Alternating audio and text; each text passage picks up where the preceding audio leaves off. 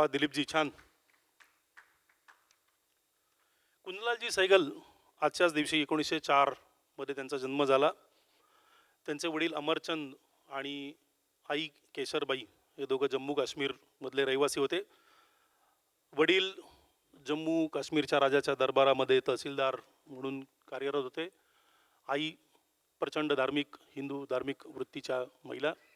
पण दोघांच्या संगीताची रुची विशेष होती, त्यामुळे अगदी लहानपणापासून कुंदनलालजी सहगल यांना भजन कीर्तन या कार्यक्रमात जायला ऐकायला मिळालं. लहानपणी रामलीलेमध्ये सीतेची भूमिका ते करत असत, त्यामुळे अभिनयाची पण त्यांना गोडी लागली. आणि वडील निवृत्त झाल्यानंतर ते जालंधरला स्थायिक झाले. पण यांची मूळ संगीतातली रुची यांना तिथे स्वस्त बसू देईना. फॉर्मल शिक्षण त्यांचं संगीताचंही झालं नाही, शालेय शिक्षण देखील फॉर्मल अर्धवटच झालं. शिक्षण अर्धवट सोडल्यानंतर त्यांनी पहिल्यांदा दिल्लीमध्ये नोकरी शोधण्याचा प्रयत्न केला. रेल्वेमध्ये टाईमकीपर म्हणून नोकरी केली, ती सोडून दिली.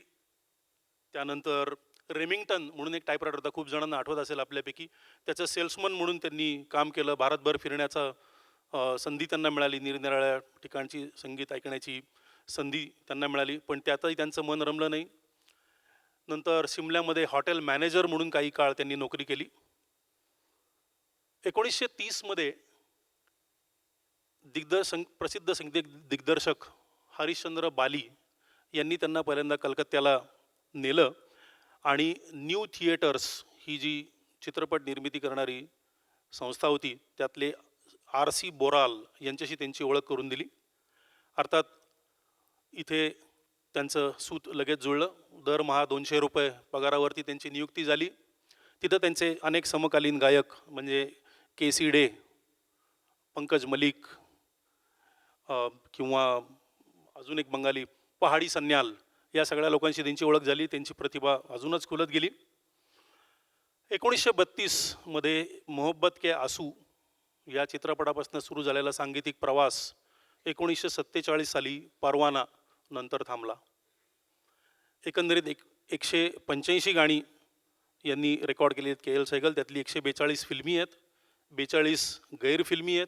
त्यातल्या 20 मिर्झा गालिब यांच्या गझल आहेत. मिर्झा गालिबवर त्यांचं फार प्रेम होतं. त्यांनी स्वतःच्या पैशातून त्याच्या कबरीची दुरुस्ती देखभाल करण्याकरता देखील खूप खर्च केला होता मिर्झा गालिब. 36 चित्रपटात त्यांनी अभिनय देखील केला आहे. बघूया अजून त्यांच्याविषयी माहिती मी तुम्हाला देत राहीन, पण तत्पूर्वी सुरू करूया आपल्या कार्यक्रमातलं दुसरं गीत, जे आहे डॉक्टर नावाच्या चित्रपटातलं. 1941 साली प्रदर्शित झालेला चित्रपट. गायक संगीत दिग्दर्शक पंकज मलिक, गीतकार प्रदीपजी. फणी मुजुमदार आणि सुबोध मित्रा यांनी दिग्दर्शित केलेला हा चित्रपट होता. पुन्हा एकदा चित्रपट निर्मिती न्यू थिएटर्स. चित्रपटसृष्टीचे केंद्रस्थान त्यावेळेला कलकत्ता होतं, मुंबई नव्हतं. 1941 नंतर हळूहळू चित्रपटसृष्टी मुंबईमध्ये स्थिरावली. त्याच्यापूर्वी सगळं कलकत्त्यामध्ये होतं. स्वतः पंकज मलिक, महेंद्र चौधरी आणि ज्योतिप्रकाश यांच्या प्रमुख भूमिका असलेला हा चित्रपट डॉक्टर. मी गीत पुन्हा सांगत नाही. मूळ गायक पंकज मलिक आपल्यासमोर सादर करतात अथर्वजी कुलकर्णी.